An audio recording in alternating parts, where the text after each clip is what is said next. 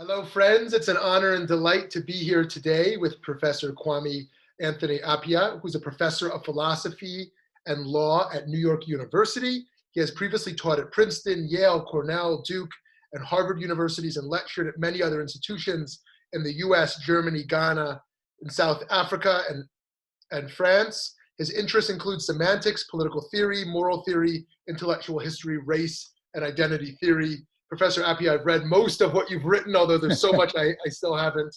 And I'm deeply grateful for this time with you. Thank you for making time. It's a great pleasure to talk to you, Rabbi.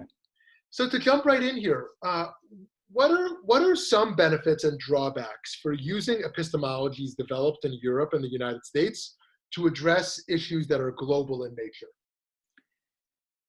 Well, so my own view about theories, about philosophies, about epistemologies is that the question to ask about them isn't who invented them or where they come from, but whether they're any good.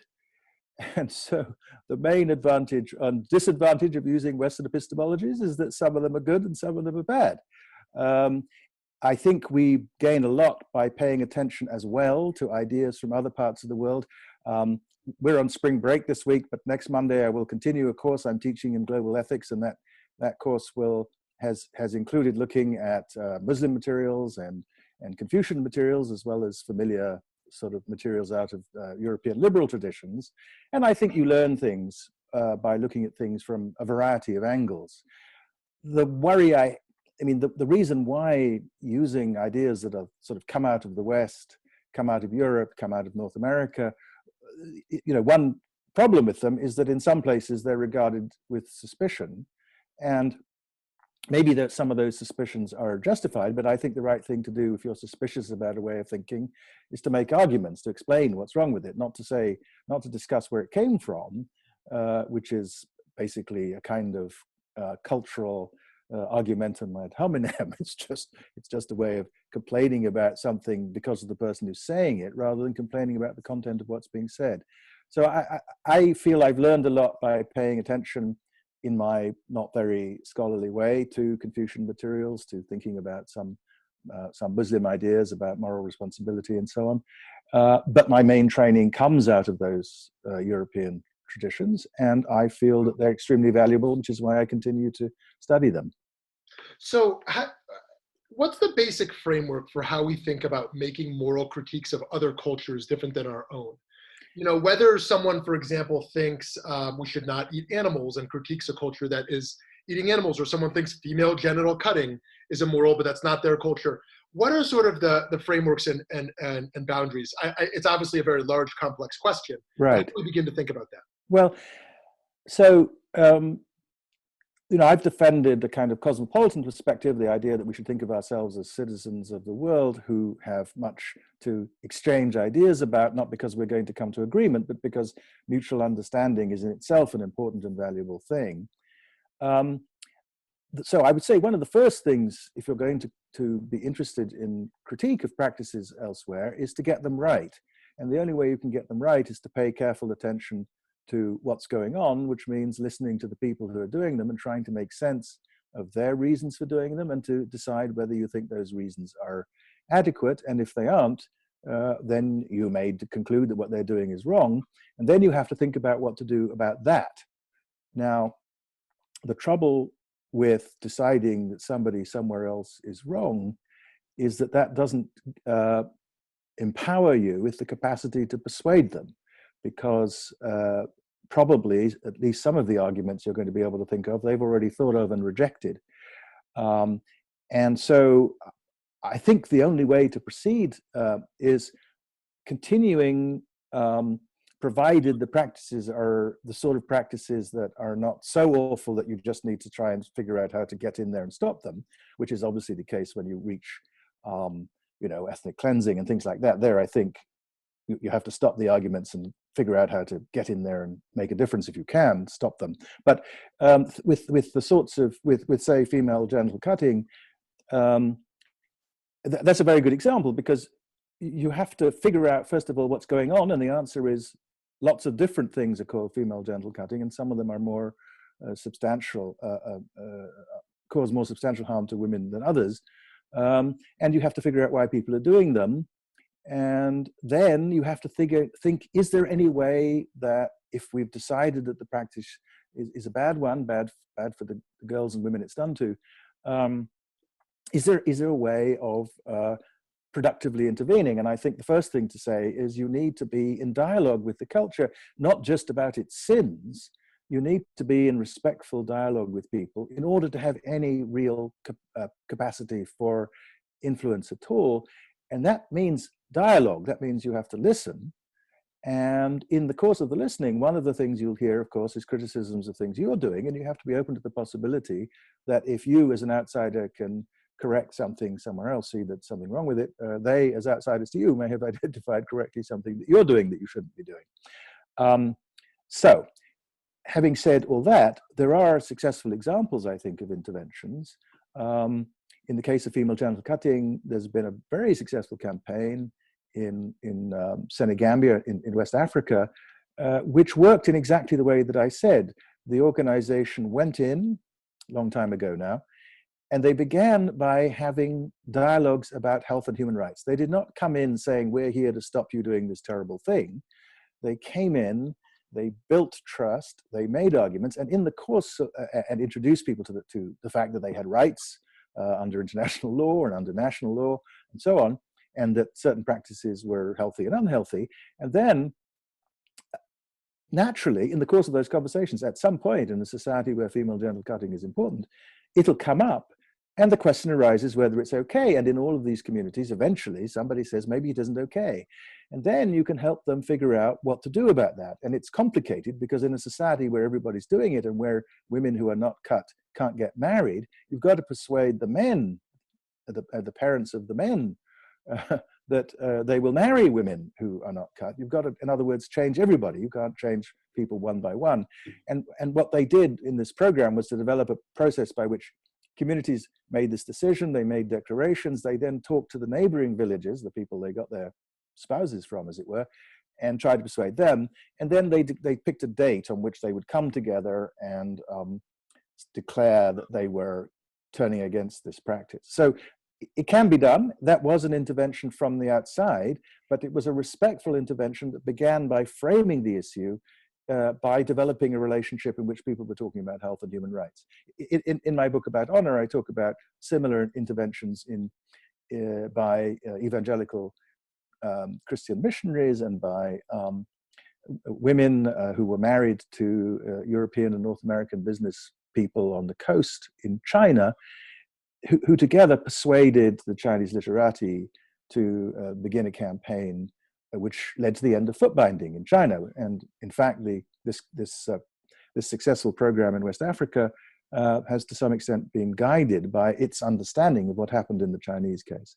So that's, I'm sorry, that's a rather long answer, but I think it's the beginning of how to think about these things. It's to begin with a respectful dialogue, except in the cases where there's a kind of emergency where you have to stop a genocide or something. And that involves listening as well as talking, and which I'm not modeling very well. And when you do that, as I said, one of the things that happens is you get criticized too, and you have to be open to that possibility. Yeah, fascinating. So can liberalism, with its emphasis on the individual, be used as a primary framework to address some of the main problems of our times? What are some of the opportunities and limits here? So I think since we live in a time when words like liberalism get used by people in all sorts of different ways, let me say first a little bit about what I take the sort of broad contours of liberalism to be. One of them is what you implied. I think it involves the notion that each individual human being has a bunch of important rights which need to be respected by state, by the government, and by society, by other people. I think modern liberalism combines that with a concern to make sure that we guarantee the welfare of the worst off, that we don't let anybody fall below a certain baseline. That idea, of course, is a very old idea. Lots of religious traditions, including your own, have the idea that we have responsibility for the welfare of the poor. But in the new sort of liberal dispensation, that's thought of not just as a matter of the responsibility of good people, but as a responsibility of good people and the government together to raise the baseline. But the challenge in taking these, and that idea, by the way, that we have both the government and ordinary people have responsibilities for the welfare of the poor, is there in Muslim traditions. Zakat, money for the poor, charity for the poor, is one of the 5 pillars of Islam, and it's there in Confucianism, where people have responsibility for looking after the welfare of poor people in their families and their communities, and in the end, the government has responsibility for guaranteeing the baseline. So these are not controversial ideas. Well, I suppose they are controversial, but they're ideas that can be found in many places. They're good ideas, and I think liberalism, while there are lots of disputes about exactly what the baseline should be and exactly how you should secure it and so on, the idea that we should do that is not controversial within liberalism. The controversies are all about how to do it and what the details should be. On the rights side, we have a bigger challenge in using these ideas globally, because many of the world's moral traditions, including, for example, again, Confucianism, start more with notions of our responsibilities and our duties than with notions of our rights. That's less of a challenge or less of a difference than you might think, because many duties imply rights.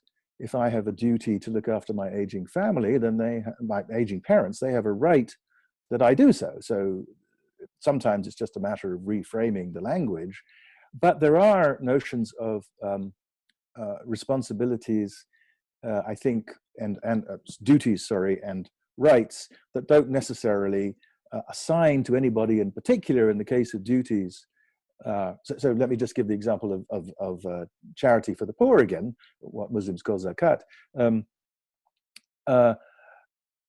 That's what Kant would have called an imperfect duty. That is to say, you have to give money to some poor people, but there's no particular poor person that you have to give it to. And that means that from the point of view of the potential recipient of charity, they don't have a right that you give it to them. And that means that what you've got here is a duty, but no guarantee that it will actually meet the needs of everybody, because individuals don't have the right to have anybody in particular meet the need.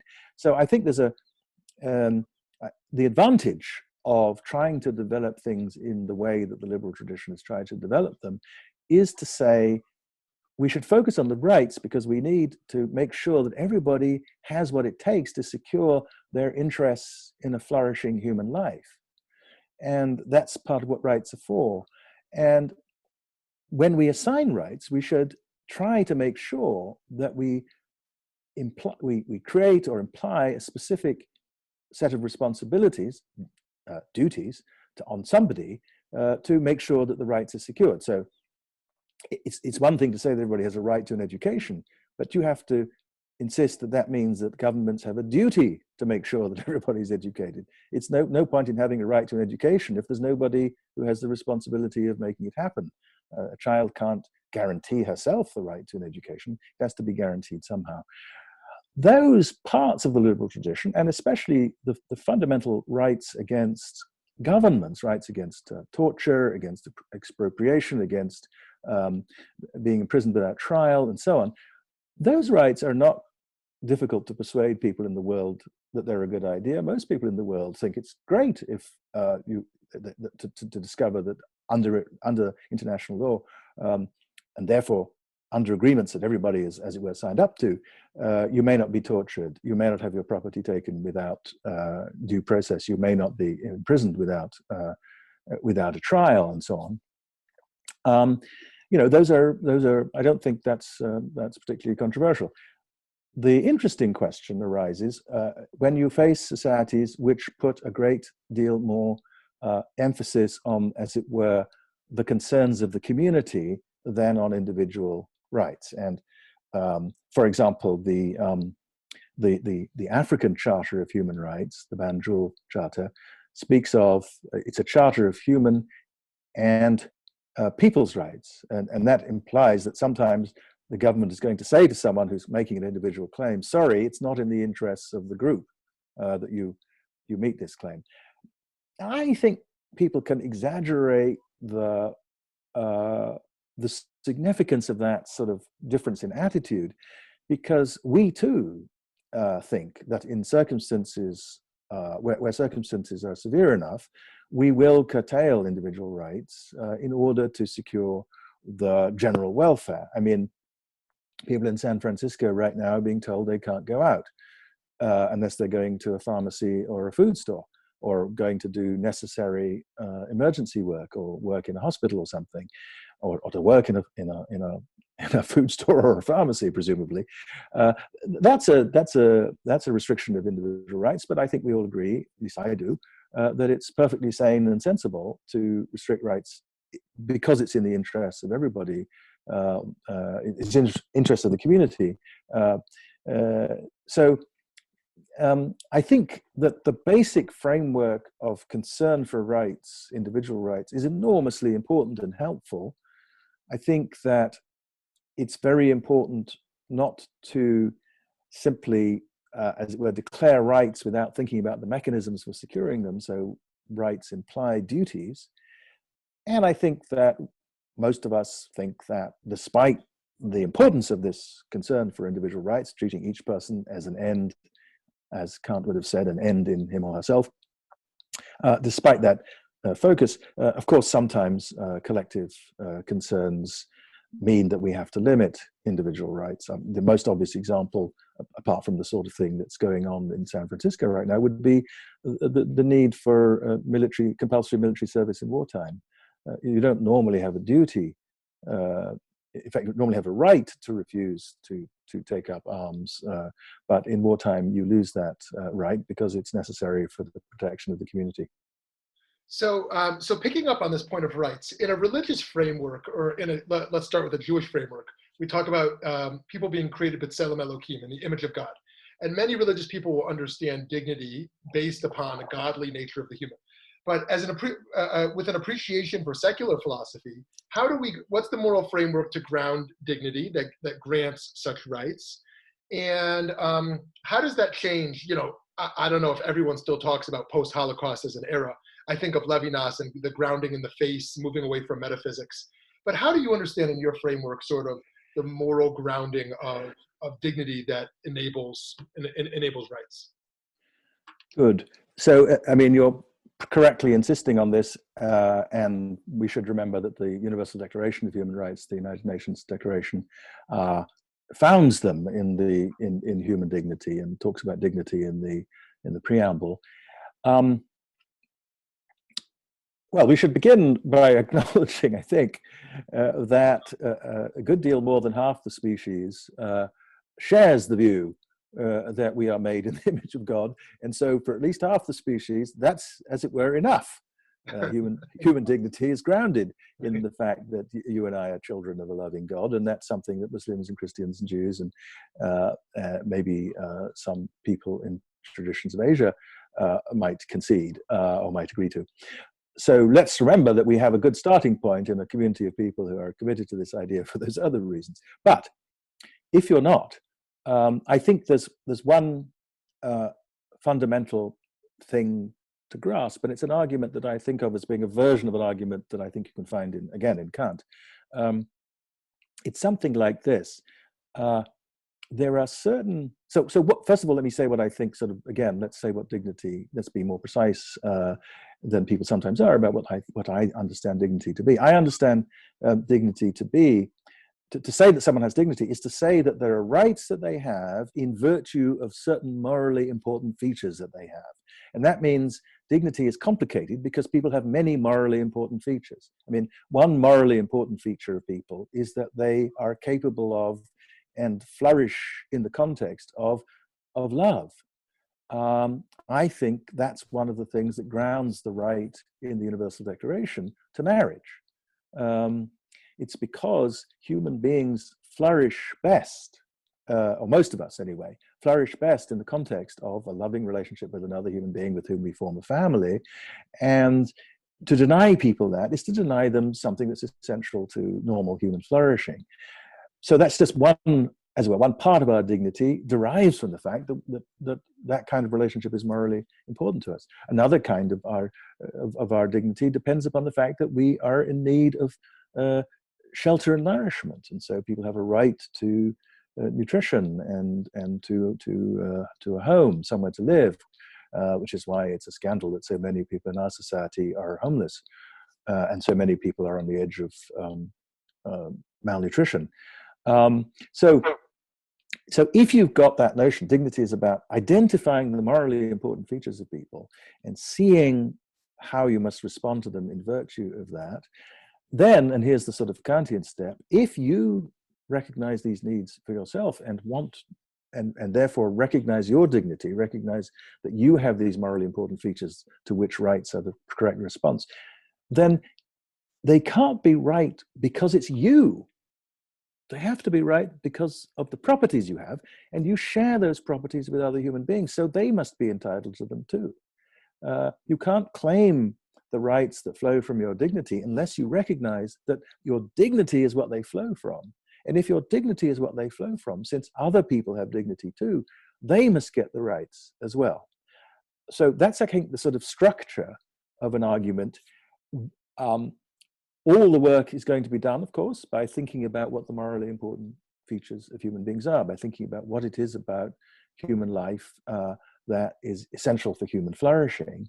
That, I think, is, again, something you can have a conversation within religious traditions, between religious traditions, and between religious traditions and the secular about. And we will agree, I think, across those many complex different traditions, and within them, we can agree about some of the founding, because we, as I said, starting with the right to marriage, we can agree that it's just a deep fact about human beings that we flourish best in the context of loving couples and the families that they generate.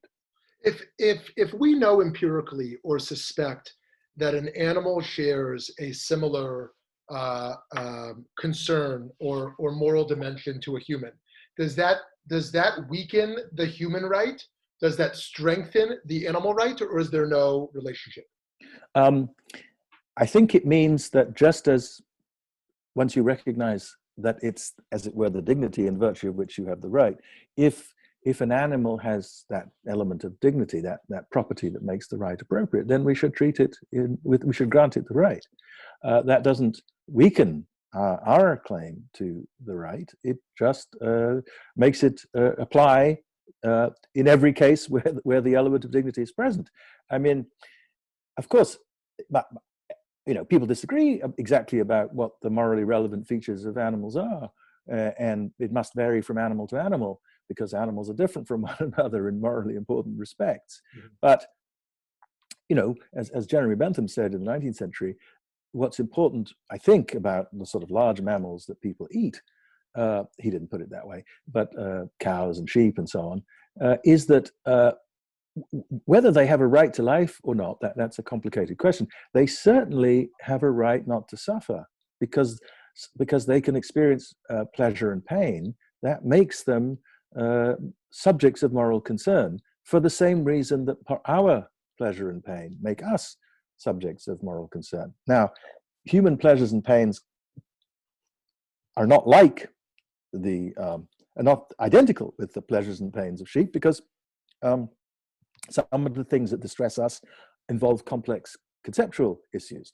The thought of my partner's death, which will eventually happen, and the thought of his dealing with my death. These are things that sheep and cows can't worry about, and so there are kinds of anxiety and suffering that they can't experience, but they can suffer means that they have moral standing.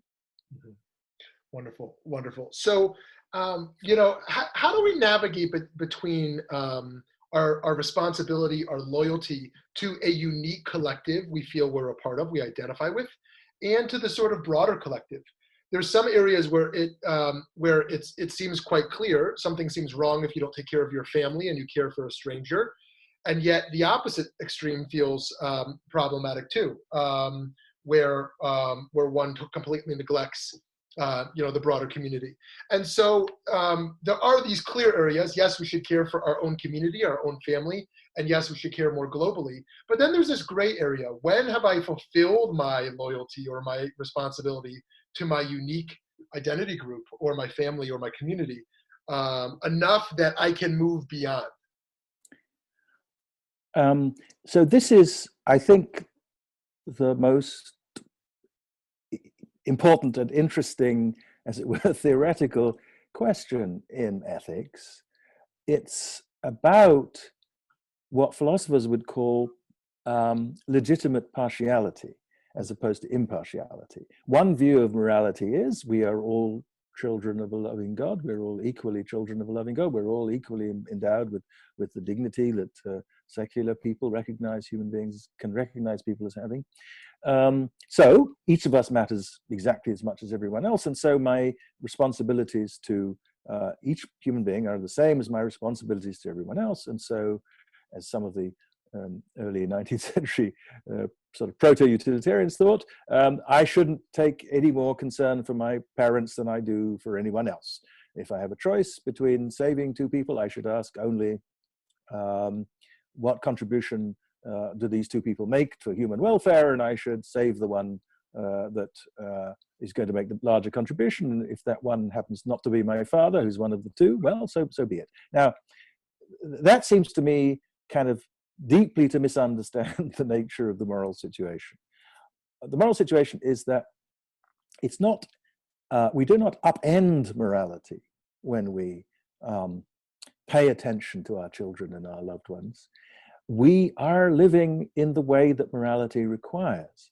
Partiality is built into morality. It's part of what it is to be a decent human being, to take more care of your own family than you do your own children, than you do of your neighbor's children, and so on. More care of people in your own community, whether that community is defined by politics as a political community, as a town or a state or a country, or whether it's defined as some other kind of community, the community of people of a shared faith, or the local members of a particular shared faith who are members of a single synagogue or church or temple or mosque. I think all of these different forms of identity make legitimate moral claims on us. And so the challenge is, as you said, how do we balance these out? And the first thing to say is, sometimes they don't conflict with one another. Sometimes we can do both, and we don't have to make a choice. And so it's very important that in many contexts, it's clear that what we should be doing. My children are sick, it's clear that I should look after my children. Your children are sick, it's clear that you should. It's only when there's a pressure to choose, to make choices, that we have the challenge. I'd say that, and that's very important, I'm sorry, it's really important that I am a citizen of New York City, New York State, and the United States. I have responsibilities at all those levels, but usually they cohere. When I'm picking a senator as a citizen of New York State, I'm trying to pick the senator who will do best, not just for New York, but for the country and for the city. I don't think of those as in conflict usually. So I think it's important that they needn't conflict, but when they do, you're asking, how do we decide what's more important? That's a very hard question. I think it's really hard to answer abstractly. It's hard to treat it as a question that you might, as it were, have an algorithm for, so that you give such and such weight to family and such weight to township and such weight to county and so on. I don't think that's possible. So when you feel a conflict between these things, I'd be inclined to say you should do what you should do when you face moral challenges, which is to pay attention to the nature of the two demands and to think whether and to make a judgment. Maybe you should ask help from your rabbi in these circumstances. I was kind of struck. I was listening to the primary debates, and when we talk about the sick, we're talking about sick Americans. When we talk about poverty, we're talking about poverty in America. right? And you just, it doesn't enter the political discourse, at least not on that level, to talk about poverty in Ghana or to talk Right. about hunger in Argentina. It Right. may, on some level, play out in American politics. And I wonder, like, is that legitimate because that is American politics, or as the wealthiest planet on earth, is there a moral imperative for part of that concern to include beyond one's nation? Oh, I think absolutely. I noticed in the dialogue between Vice President Biden and Senator Sanders in the debate a couple of days ago that Senator Sanders rightly, in my view, said that one of the great achievements of the modern Chinese state had been to take hundreds of millions of people out of poverty. And he didn't say this explicitly, but he could have. That's something that we should rejoice in. We, not as being Chinese, but just as human beings, we should rejoice in the fact that that's happened. At a later stage of the discussion, he complained effectively about Vice President Biden's support for various forms of trade liberalization treaties. But of course, those trade liberalization treaties were part of what made it possible for the Chinese to take hundreds of millions of people out of poverty. In other words, some of our policies here, which are good for us, can be made in ways that are good for other people as well. And that should count for us in their favor. We don't talk about this enough. I think you're right, in our politics. I think one of the great advantages of being a citizen of a modern state is that all of us, look, here's what I think our basic cosmopolitan responsibility is. Our task is to make sure, collectively, all of us on the planet, that every human being has the chance of living a dignified human life. That's the main thing that we owe, I think, to one another. We don't owe. We're not responsible for other people's lives. Everybody's responsible for their own lives, but we are responsible for making a world in which everybody has a shot at a life of dignity. That means that our foreign policy, as much as our domestic policy, has to be shaped by that, though the primary responsibility for the American poor lies with you and me and other Americans, and the primary responsibility for the poor in Ghana lies with Ghanaians. But we also have a responsibility to create an international system that makes it possible for the people in Ghana to do things, including their government, to do things that will mean that everybody in Ghana can have a life of dignity. One of the things that's one of the great virtues of living, as I said, in a powerful modern state is that responsibility that each of us has can in part be discharged for us by our government by having responsible foreign policy, trade policy, economic policy, aid policy, responsible health policy that allows us to participate in the global eradication of malaria and so on, which the CDC helps with, even though the CDC is an American institution and malaria isn't a big problem in the United States. I think that I know why it doesn't come up, because people in elections are trying to get votes, and people don't like being reminded of their responsibilities in this domain probably so much, and so the incentives for politicians to raise it are not high. But our politicians and our politics do in fact, not to a sufficient degree perhaps, but they do in fact recognize that this is a responsibility that we Americans share with everybody else on the planet. And because we have more resources on average, we probably have a larger share of the responsibility. Fascinating. Okay, thank you so much. So just one last question for you. I want to honor your time, and I just want to know, Professor Appiah, you've been so humble and gracious. I feel you could write a book on each of these questions, and yet you continue to make this reasoning accessible and meaningful so humbly, and graciously. Thank you so much. Thank you. How has the coronavirus and various government responses corroborated or challenged your theories about ethics, political philosophy, and group identity? Or just, do you have, since it's such a huge question again, what are your ethical reflections on this unique moment, both either abstractly or for those of us relatively confined should be thinking about or acting upon? So one thing I feel is that, and this is something I try to communicate in my teaching about ethics, is that whatever your moral theories, doing the right thing depends upon trying to get a clear picture of the situation, trying to get the facts right.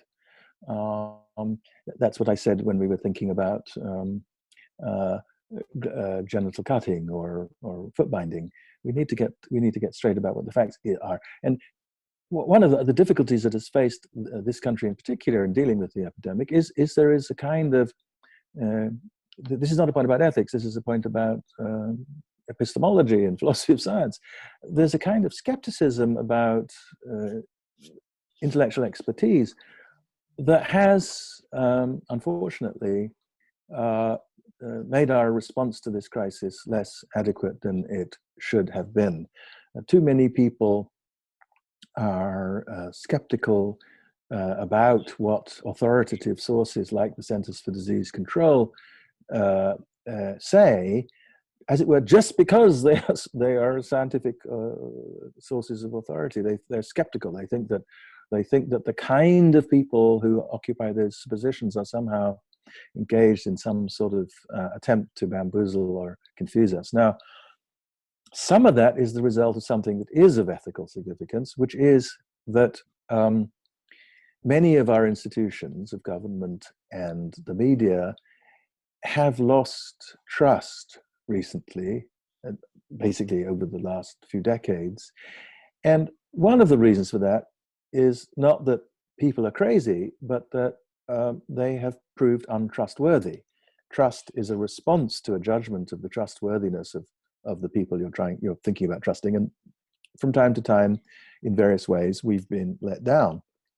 There are also institutions that are deliberately trying to mislead us, or that are criminally indifferent to the facts. They just say what it suits their agenda to say, and so on. So we live in a world of mistrust, in part because a lot of people have behaved in ways that are, including people in positions of authority, have behaved in ways that are untrustworthy. I don't want to be partisan, and I'm not being partisan, I don't think, when I say that because the presidency has lost so much trust among many of us over the last few years, because the president has been so indifferent to the truth and so dishonest so often, has lied so often, which is something that I've complained about. When trust is needed, it's not there because the institutions don't seem trustworthy. Now, I'm not saying the president is by any means the only person who's done this, who's proved untrustworthy, but in this moment, it's very noticeable that many of us feel we can't trust the president when we need to have that trust, and that is a morally important issue. And again, I think so far as the facts go, one of the things that's become clear is that not only is hostility to foreigners and strangers, not only is it in itself a bad thing, but it has, again, diminished our capacity to respond intelligently in a way that will help all of us to the crisis. The decision suddenly to insist that to urge everybody every American in Europe to come home without preparing airports to receive them in a way that reduces the spread of the virus is a good example. Many of those people would have been safer where they were if we hadn't been thinking about this in terms of raising borders and shutting people out. We would have had a more intelligent response. So I think the response, what's been bad in the response is often the result of moral failures of sympathy across borders, failures to pay attention to the appropriate authorities, intellectual authorities, the appropriate knowledge sources, and so on. And all of that, I hope, as we recover from this, as I'm sure we will, and I pray that the losses will be as few as we can conceivably achieve.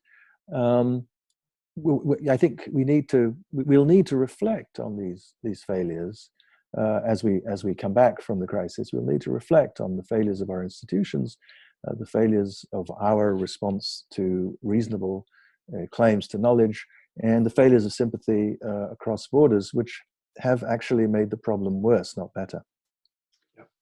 Friends, I can't urge you enough to pick up Professor Appiah's books and to read his ideas. I have read for a number of decades now, and whatever faith community you're a part of or no faith, whatever country you live in, whatever philosophy you ascribe to, this has been thought-provoking and broad and in touch with our moment. Professor, thank you so much for your time. Thank you very much, Rabbi. It's good to talk to you. Wishing you many blessings for continued success. And to you.